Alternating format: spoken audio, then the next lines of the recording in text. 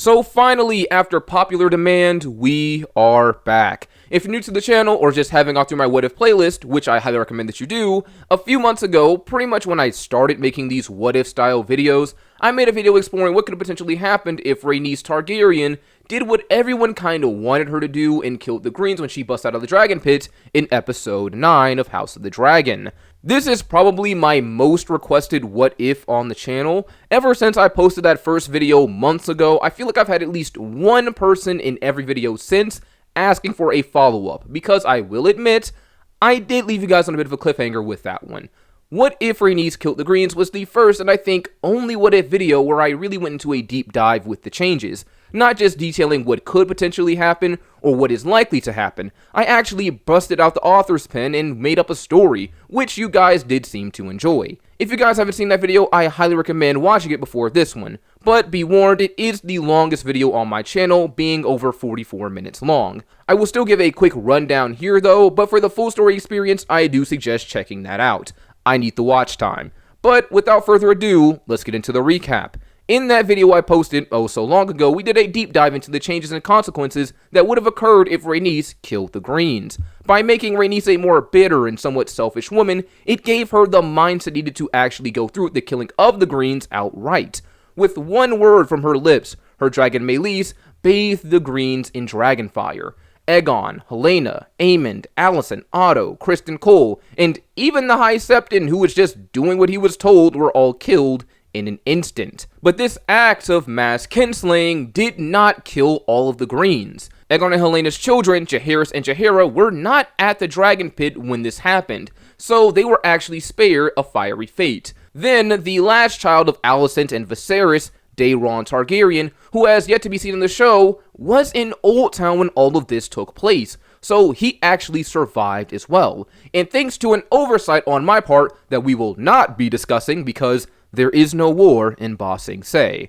The Green Council also survived despite being in the dragon pit with everyone else. Because of this, the two most important members, Laera Strong and Tywin Lannister, were actually able to secret away King Aegon's children and get them to Old Town where Daeron resides. In the aftermath of slaughtering the Greens, Rhaenys flew back to Dragonstone and told Rhaenyra everything that happened, having to find out her father died, her brothers, sister, and best friend who she seemingly made up with the day before, puts a lot of stress onto Rhaenyra because it's so much to take in at once, and as a result, she miscarries like she did in canon. Upon hearing the city is vulnerable though, Daemon took off on Caraxes and with the help of Rhaenys and the gold cloaks in the city, took it for Rhaenyra. Daemon leaving while Rhaenyra was miscarrying, though, ended up straining their relationship a bit, because it seemed like Daemon prioritized the throne over his struggling family. And in the aftermath of this and reclaiming the city, Daemon wanted to eliminate any threat Rhaenyra had to her reign.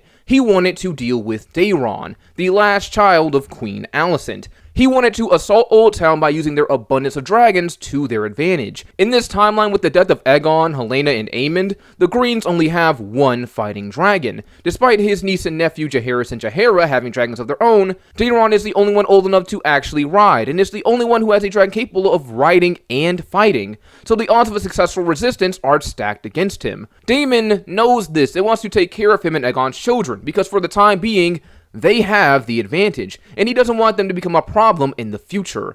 Rhaenys killed his family, and now Rhaenyra sits the Iron Throne. It's not hard to imagine that Daeron or the children would one day want revenge. He certainly would. But despite the sense in his cold logic, Rhaenyra is apprehensive because of how she will look in the eyes of the people. In canon, Viserys once told her, "The truth does not matter, Rhaenyra. Only perception. You have exposed yourself. Now we must both suffer the consequences." Perception is everything, and although she had no say in the deaths of her other family, people think otherwise. Rhaenys killing the Greens did not give her some flawless transition into power. People are suspicious. Is it just supposed to be a coincidence that after Rhaenyra's son Luke's inheritance was called into question, and by extension her other two sons, Jace and Joffrey, that she married her eldest sons to Rhaenys' granddaughters? And then, after Aegon's coronation, that same Rhaenys killed Aegon and his family before coming back to the city with Daemon to take it and then declare Rhaenyra as the queen. It looks like it was all planned, that Rhaenys isn't the only kinslayer here.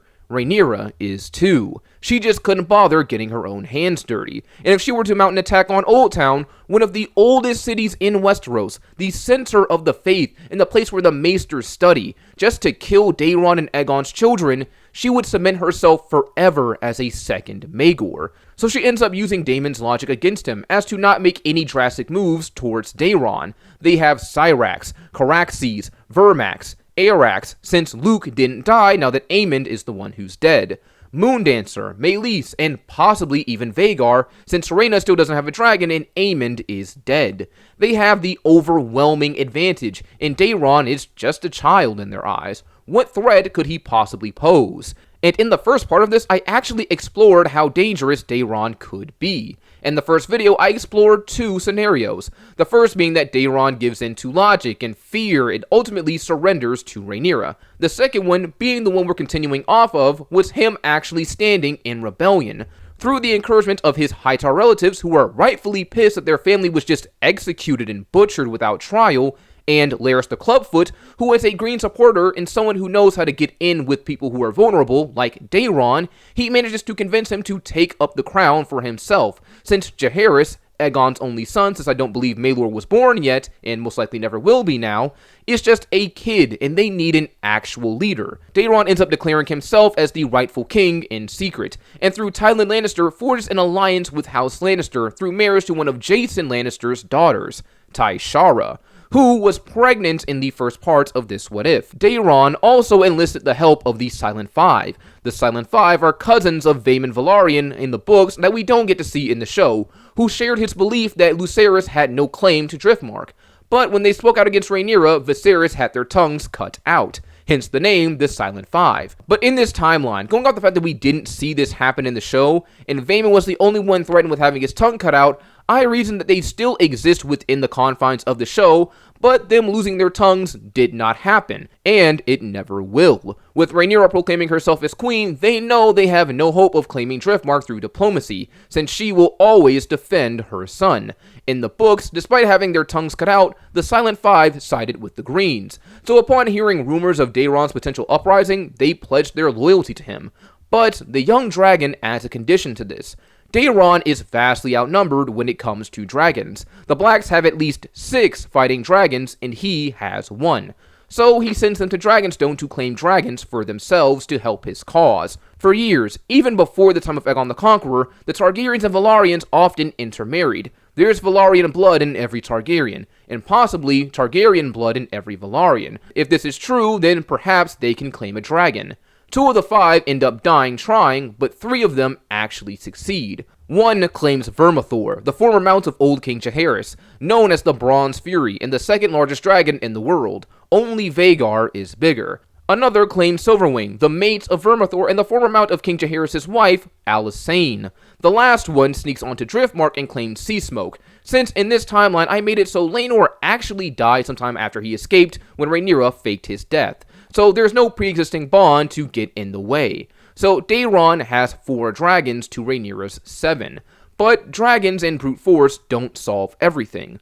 Larys lets Daeron know this as he begins to make a plan of his own. Rhaenyra's rule is shaky at best. Many people are upset. Rhaenys killed hundreds in the Dragon Pit, and then killed members of the Faith and the royal family. The members of the royal family that didn't isolate themselves on Dragonstone like Rhaenyra did. These are people they become more familiar with, people they have come to love. In the books, the common people actually love Helaena, and for her to die so horrifically as a result of Rhaenys and possibly even Rhaenyra, if the rumors are true, makes them very angry. So to say people are not happy with Rhaenyra is an understatement. Larys uses this knowledge to fuel discourse in the city, stoking the fire, the belief that Rhaenyra is just a Maegor with teats. Especially since after Rhaenys killed the Greens, Rhaenyra only gave her a soft exile, banning her from King's Landing and sending her back to Driftmark. No real consequence. After stoking this metaphorical fire, Larys starts an actual fire in the Red Keep, similar to the one he set in Harrenhal, courtesy of his fireflies. In the fire, Corlys Velaryon died, and Jaehaerys was severely burned trying to save Baela and his brothers, so for the time being, he's out of commission. But that about does it for the recap. On with the What If. Everyone is in shambles. It seems that overnight the Red Keep has become a new Harrenhal. No one knows what or who started the fire. Jacaerys did actually see one of the perpetrators leaving when he was helping people escape, but he's been burned so badly that he has to be kept on milk of the poppy just for the pain, like his grandsire Viserys. So for the time being, his knowledge cannot be shared. But despite his grievous wounds and the uncertainty of his survival, his name is on many lips. During the fire, Jacaerys didn't run away when he could have. He was one of the first to notice when things were wrong, and despite how valuable his life was, being the heir to the queen, he willingly put himself in danger to help others. He gave orders, gave direction in the chaos, and when the time came, he even sacrificed his body to save those he loved. What courage that must have taken. What strength it had to have required for one so young. Yes, he was a strong boy, indeed. Jacaerys the Strong, people have now taken to calling him. The thing once used to knock him down, the sword that hung over his head every day of his life. The insult had now become a noble honor. Never forget what you are. The rest of the world will not. Wear it like armor, and it can never be used to hurt you. But despite his newfound glory and popularity, it's still a harrowing day. Many people, servants, guards, prisoners, even the Hand of the Queen and Lord of the Tides, Corlys Velaryon, is dead. This makes Luke the new Lord of the Tides and of Driftmark now, a role he still feels woefully unprepared for. But they need to prepare all the same. Families need to be compensated, funerals need to be held, and they need to know how this happened. As mentioned before, Jacaerys is the only one who actually knows anything, but he's going to be unconscious for a while, and even if he wakes, he may not do much speaking anytime soon. Still, the royal family speculates. Rhaenyra wonders if it was an accident. Perhaps the cooks had burned something and they didn't know.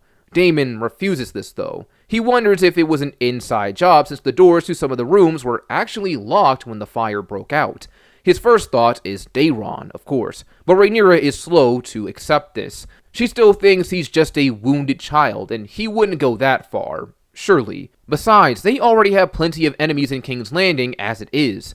The people, the common folk. There is civil unrest after what Rhaenys did in the Dragon Pit, and despite the best efforts of Daemon and his gold cloaks, it's just getting worse. Is it so hard to believe that perhaps the fire wasn't caused by some boy miles away in the south, but perhaps someone under their noses, discontent with their rule?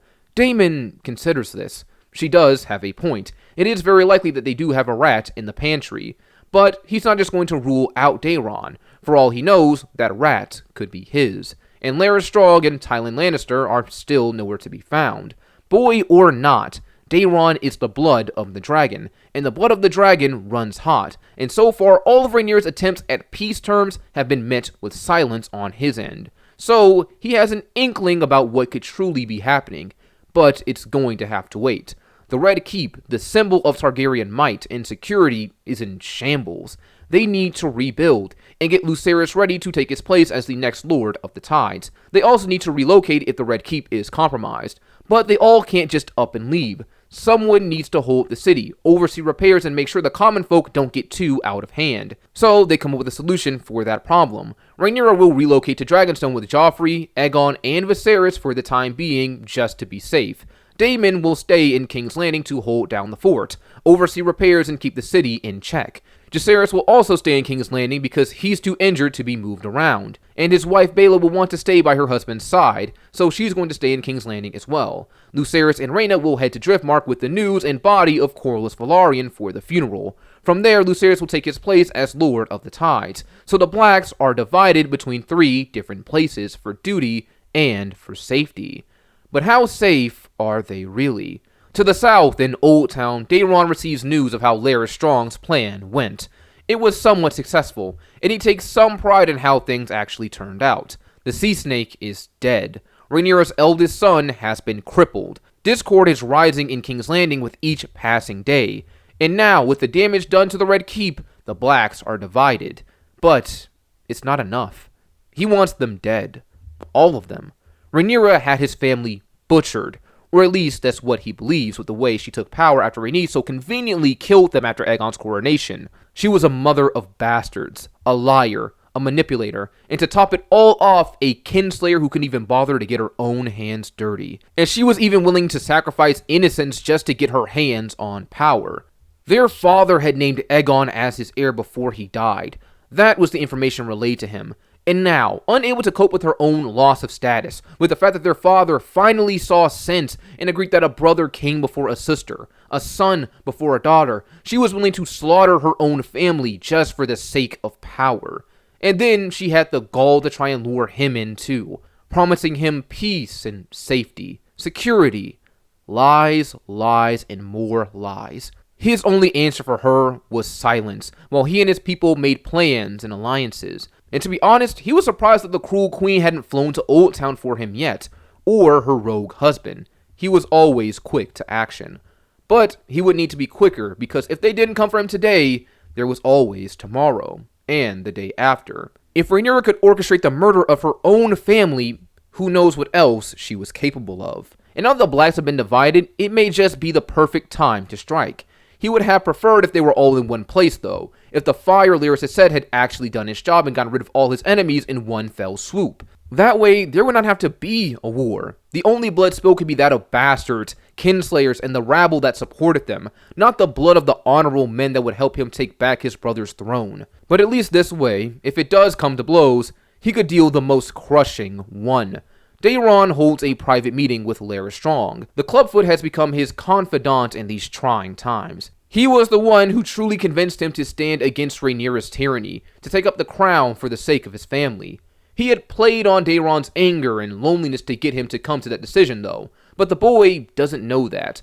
All he sees is a man whose struggle mirrored his own. Daeron was the youngest son of King Viserys and Alicent.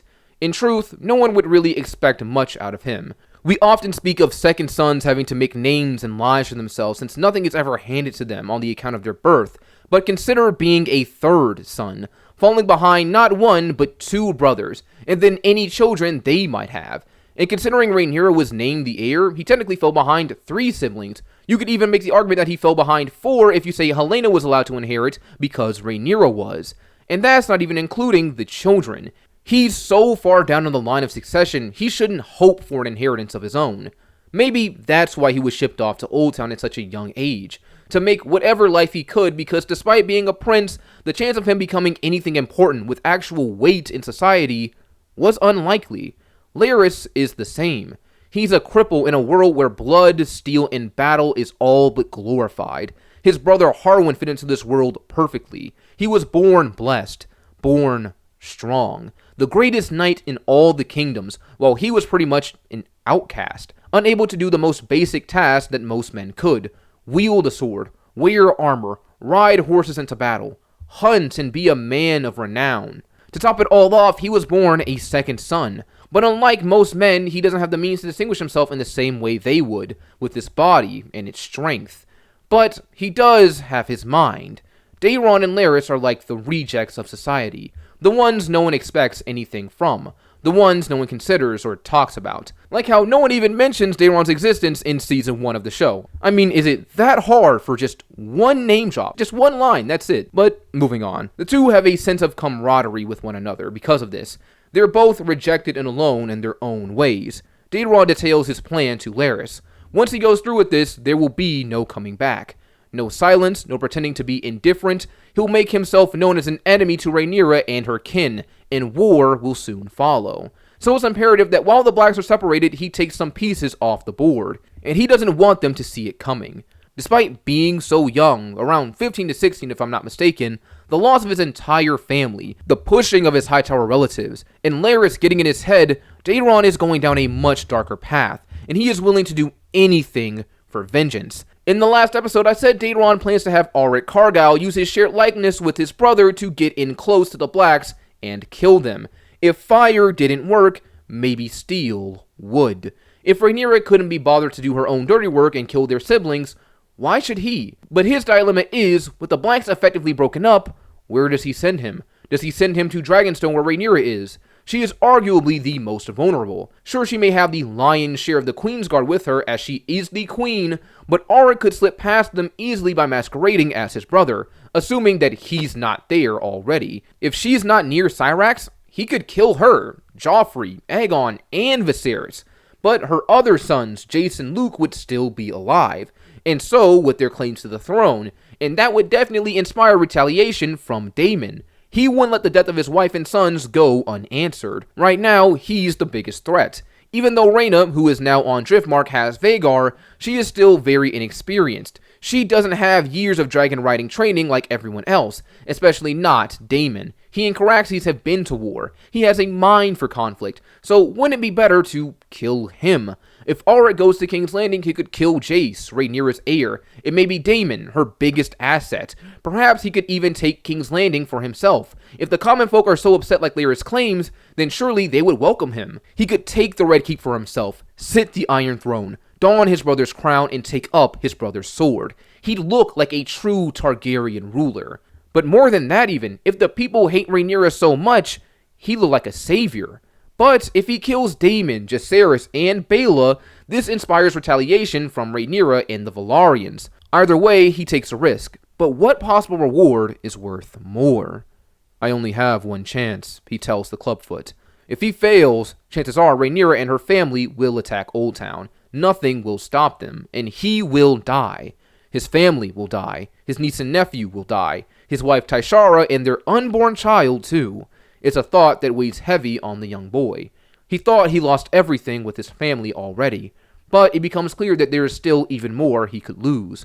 So much farther that he could fall.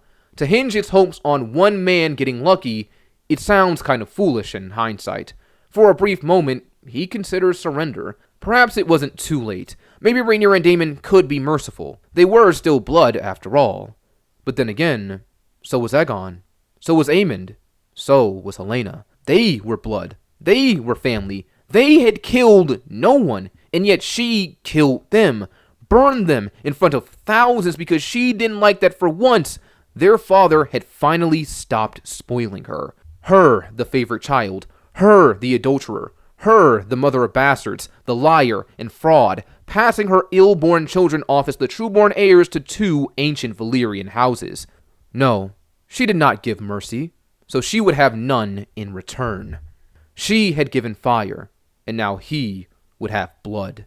He looks at Larys. Something dances in the Clubfoot's eyes, something he can't quite make out. Pride in his frustration, understanding, or perhaps something else entirely.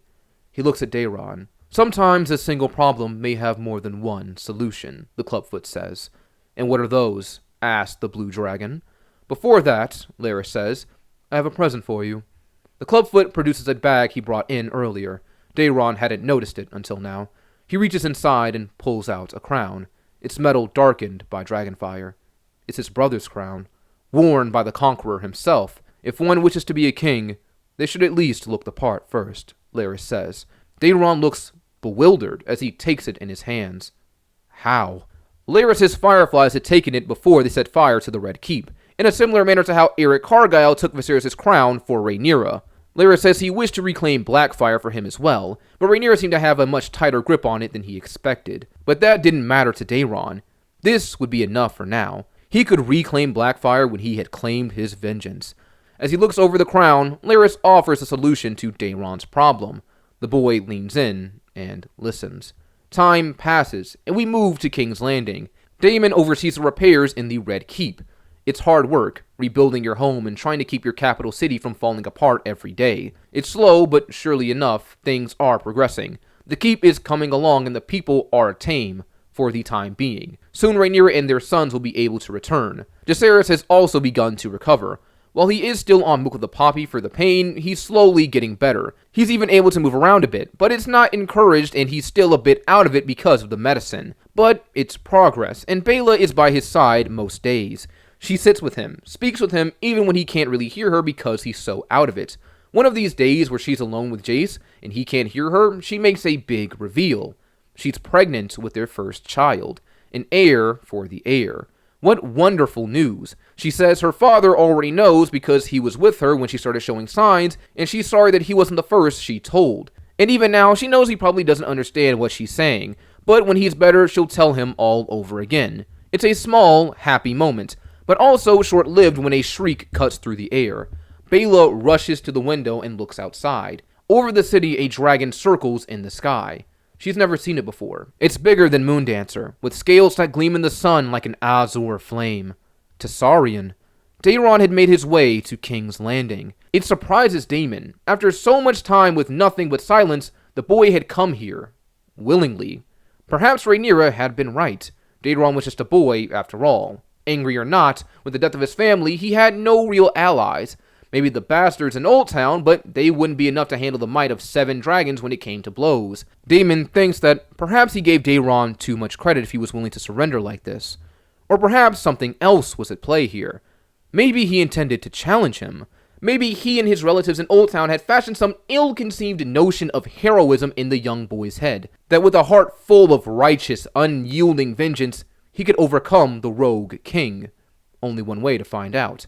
As Daeron hovers overhead, Daemon mounts Caraxes to meet him in the sky, and when he gets close enough to his nephew, he sees it, the Conqueror's crown resting on his nephew's head, its rubies glinting in the morning light. There's only one way he could have gotten that. It must have been stolen. But how? When? Daemon thinks. The fire, he realizes. He was right. It was Daeron. It was the only thing that made sense. He almost wants to laugh. To think he had it in him. I don't suppose you're here to accept the terms of your queen, he asks. But it didn't really matter what Daeron was here for. He was going to die here. Of this, Daemon was certain. You were a fool to come alone, Daemon says, to which Daeron laughs. I didn't, he says. In fact, I've brought you some terms of my own. As he says this, Vermithor and Silverwing fade into view. Daemon is taken by surprise, and this was Larys' plan. Auric Cargyle was still sent to Dragonstone to blend in with the Queen's Guard so he could kill Rhaenyra, but Larys let it be known that this wasn't the only surprise attack that they could land on the Blacks. For the entire time that Rhaenyra has been queen, the Blacks have been operating under the idea that Daeron is the only dragon rider left to the Greens. This was also the main reason why they held off on attacking him. Aside from how important Old Town was and how it would look to destroy it, they believed that they could destroy him at any time they wanted, and that he had no real way of fighting back. It's clear now that they were wrong. If it were just Tessarion or one of these other Valyrian dragon riders without much experience, Daemon would have stood a chance. But facing down 3 dragons, one of them being Vermithor, who is nigh the size of Vhagar, is not a good look. Daeron stares Daemon down, a cold fire in his eyes. You've lived too long, uncle.